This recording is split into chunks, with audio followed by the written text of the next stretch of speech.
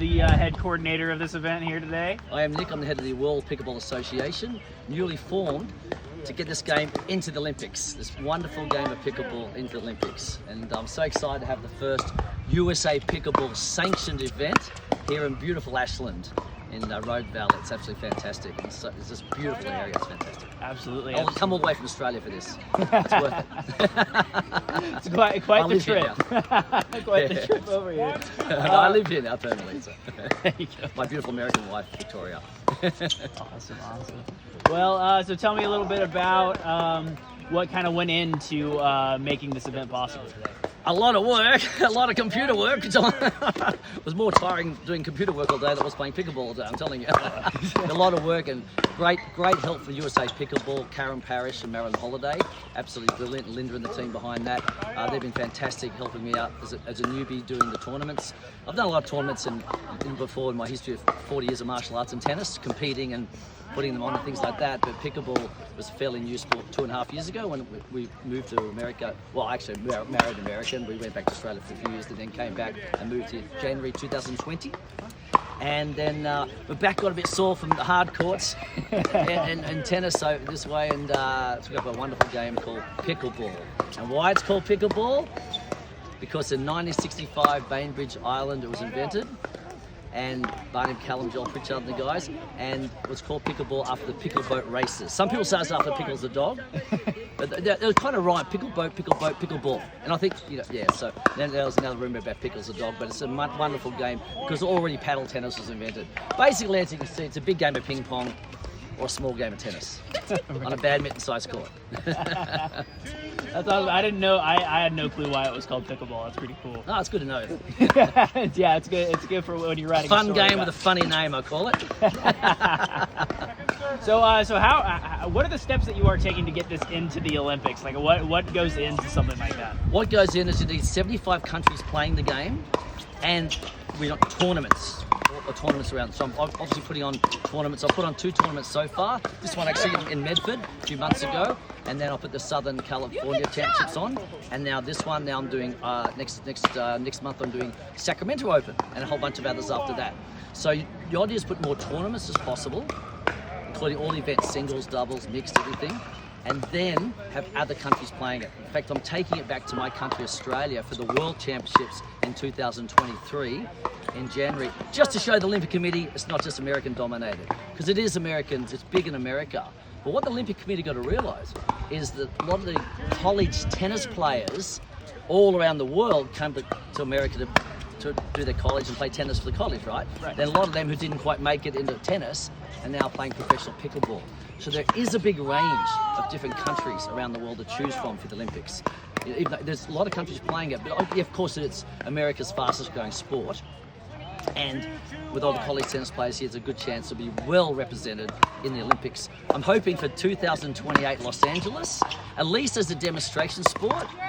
And then 2032, my country, Australia, in Brisbane as a full Olympic sport. That's similar to I teach Hapkido and Taekwondo. I was 7th degree in both of those, and world champion self-defense many times over. That's been coming to America for 24 years. That's how I met my wife, back and forth. So I'm really glad I did. And now it's the same as the Olympics in Korea. That was their national sport. And 1996, they had Taekwondo as a demonstration sport. Then it became a full medal sport in Sydney, where I was born, Sydney, Australia in 2000, where Lauren Burns, one of our ladies, won the gold medal. So I'm hoping the same thing will happen with pickleball. Demonstration sport in the country was originated, then into Australia for 2032. There we go. So one potential speed bump that I've noticed just looking at pickleball and the trends of the sport, it's grown a lot in popularity with an older demographic. So with the Olympics being very young people focused, have you put any thought into how that might affect your odds of getting into That's the actually game? turning around. There's pro players now coming right into singles and doubles. That's why I put singles on in these events as well. So some of the tournaments weren't doing that because the older demographic was playing doubles. Now I'm putting singles on. We actually got quite a few in the singles on Friday as well. So if you put singles in your events, there's more chance of young ones coming in and playing singles, and then they get the crafty doubles game a bit later as well. So yeah, that's turning around. There will be plenty of representation, as it does on the Pro Tour. There's a PPA Pro Tour, Professional Pickleball Association. There's also the AAP, Association of Pickleball as well. So those two tours for professionals. They have all ages. Senior pros over 50s. I played my first one a few months ago. It's always good fun. And the younger ones are under 50s as a pro tour. Awesome. And they do make an income from it, and sponsorships. Not as big as tennis yet, but we'll get there. We'll get Sponsorships there. coming in. Eventually. There's also the pickleballchannel.com, and I've also got a YouTube channel, Professional Pickleball League TV. Professional Pickleball League TV. They can see matches and get to. It's good to watch the professionals play, and that's how you learn. And we just had a couple of professionals here last week down at beautiful Ashland Hills Hotel and Suites. That was Wes Gableson. He's Oregon born and bred professional player, very successful, 11 times national champion, and the one and only legend Steve Peranto, Hall of Famer. Many years, 58 years in pickleball, unbelievable. So it's 48 years. It's amazing. He's amazing as well. They were incredible last week. We did these fantastic clinics. We filled them. Everybody loved them, and they learnt a lot from these two pros as well. Awesome. So speaking about, you said a little bit about sponsorships and like money being raised here. So let's talk about how the money that you're getting from this event here, where that money is going to. Well, I've been between LA and then discovered Oregon a year ago when my team, my original World Championship winning team, the Rorty Twins. They're Tai Chi, they call it Tai Chi Twins. I used to throw them out at tournaments since 1998. We've been very successful, winning American Black Belt Championships, USA Nationals, and now a World Championships team. So that's how I got introduced to Oregon, because they're here. And then I ended up living here. So it's a bit of a half and half, back and forward. So I was delivering food in LA. My wife and I are delivering food to the homeless and as a volunteer. And I've done the same thing here. I've packaged up some food, and I've been delivering food around Medford and Ashland to the homeless. But coming from Australia, where there's virtually no homeless and we have an incredibly good medical system, I understand America have like 5,000 times 250 million people or whatever. Australia have less people to worry about, but I'm not used to it. I'm not used to seeing the homeless in the streets. It's breaking my heart. Coming from that, I've done a lot of volunteer work with teaching women self-defense over the years and free work, and helping out in Australia, helping women's protection. I've been sent to Solomon Islands from the Australian government to teach for the 16 days activism for the prevention of violence against women and children. So that's been my big passion over the years, teaching women and the vulnerable, elderly, the vulnerable, women and children, self-protection, self-defense through my USA School of Self-Defense and original Australian School of Self-Defense. So yeah, I decided to donate $5 of the entries from the tournaments. This one, the last one, towards that. And we had a paddle raffle last time as well, which is great. We had all the pros sign the paddle. I raised $290 from that. And I put the paddle in, they signed it at one of the events. I was getting it to sign it, they were really good. And also the Southern California champs did the same thing. And I actually really recently helped a lady called Greta, an 88-year-old lady, get in some accommodation with that money as well. So, and got her some food, accommodation, and got her set again and helped her out. And that was a personal situation. I helped her with her situation. So this is what I want to do. I want pickleball to be the sport that is not just, it's such a fun sport, everybody. You don't have to be a coordinator or anything. It's such an easy sport to learn.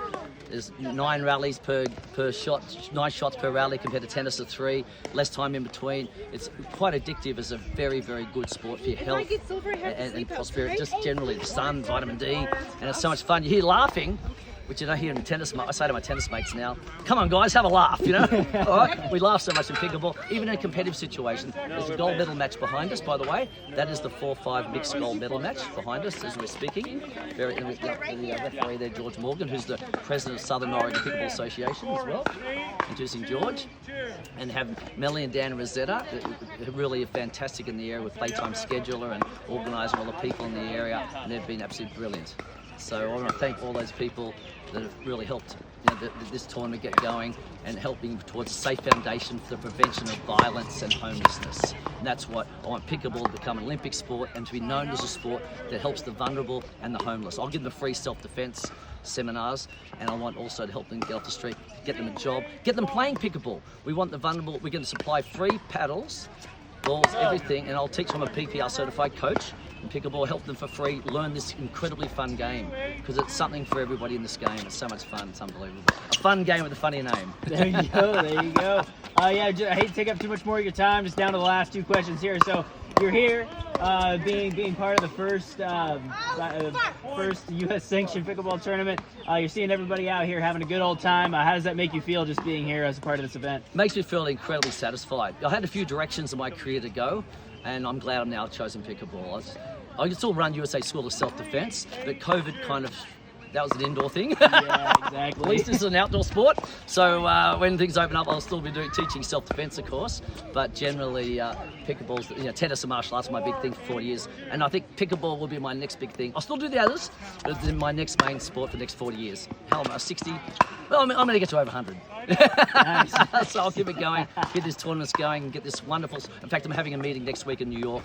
I'm playing an AAP event as a qualifier, and meeting with some big wigs to really knuckle down on getting this wonderful sport into the Olympics. Awesome. Yeah. Just to wrap things up, is there anything that we haven't covered yet today that you think would be important for my story today? Oh, I just want to thank everybody for attending, and Wes Gabelson, Steve Peranta, Oregon legends. They're actually Hillsborough up that way, a little further up towards Portland. That's where they live. They came down to the Ashland. I want to thank Doug Newman for his courts at the Ashland Hills Hotel and Suites. Beautiful hotel and area. Doug Newman's a friend of mine, I played tennis with him, and I want to thank him for supplying the courts and the accommodation and sponsoring this event as well, Newman Hotels. So it's just wonderful, the support I'm getting and the friendship I have around here.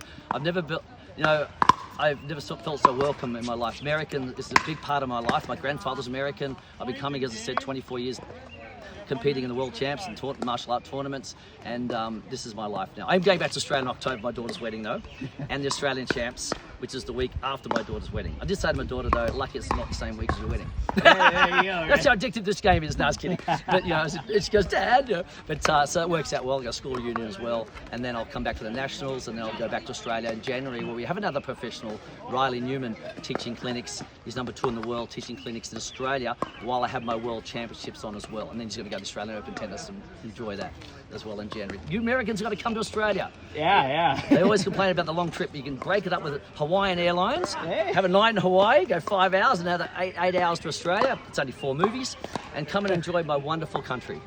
It's only 4 movies. I love that. One last thing before I wrap it up. Where can people go? Like, what website can people go to find? You can go to email me, worldpickleball.association@gmail.com, World Pickleball Association Instagram. I've got Professional Pickleball League TV and World Pickleball Association Facebook, and John Gill Facebook. You'll see me holding a couple of paddles online. So come and join me on Facebook. I'll even delete some other people who don't play pickleball just for you. Well, thank you again, John, for talking to me today. Thanks, mate. It was a pleasure. I'm going to take that from you. I'm just going to